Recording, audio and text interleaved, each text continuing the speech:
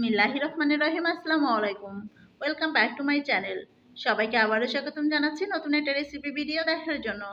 আজকে শেয়ার করব গ্রামীণ পদ্ধতিতে মাটির চুলাতে কাঁঠাল সিদ্ধ রেসিপি। কাঁঠাল তো আমরা সবাই চিনি।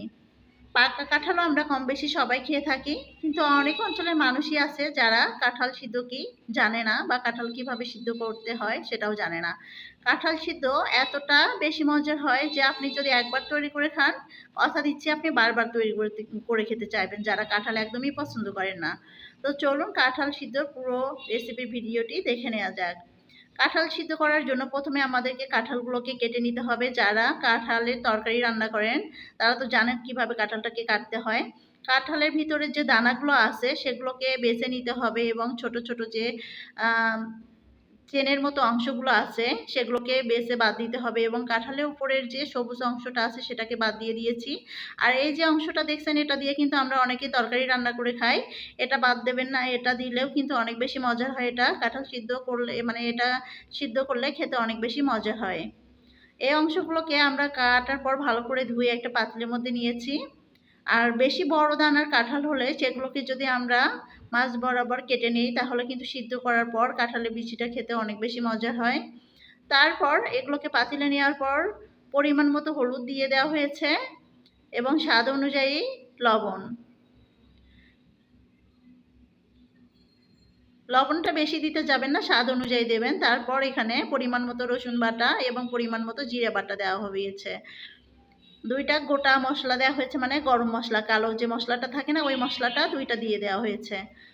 এরপর লাল মরিচের গুঁড়ো দেওয়া হয়েছে। যে যেমন ঝাল খেতে পছন্দ করেন ঠিক সেই মতো ঝাল দিয়ে দেবেন, একটু ঝালটা বেশি হলেই ভালো লাগে। এরপর তেলটা দিয়ে দেওয়া হয়েছে।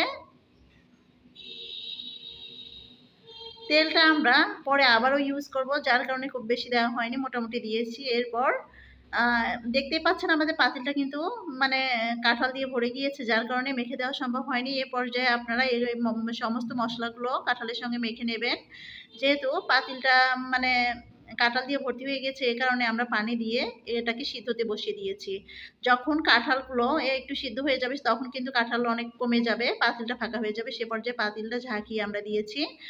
তারপর আবারও ঢাকনা দিয়ে বেশ কিছুক্ষণ রান্না করে নিব। কাঁঠালটা যখন মোটামুটি ভালোভাবে সিদ্ধ হবে এবং সব মশলা ঢুকে যাবে, সে পর্যায়ে এগুলোকে একটা কড়াইয়ের মধ্যে, মানে কড়াইয়ের মধ্যে দুইটা পেঁয়াজ কুচি এবং পরিমাণ মতো তেলটা একটু বেশিই দিতে হবে।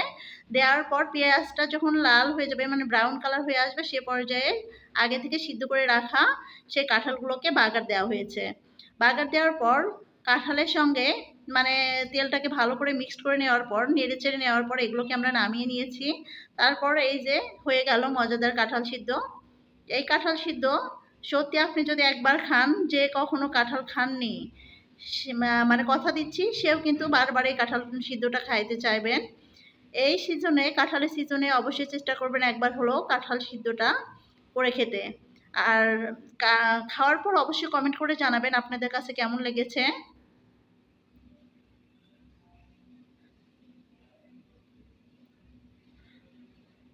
যে পাকা কাঁঠাল মানে দুইটা দানাও খেতে পারে না, সে কিন্তু চোখ বন্ধ করে 15-20টা কাঁঠালের দানা খেয়ে নিতে পারবে। এই অংশটা কিন্তু বেশি ভালো লাগে। আজকের মতো বিদায় নিচ্ছি। আসসালামু আলাইকুম।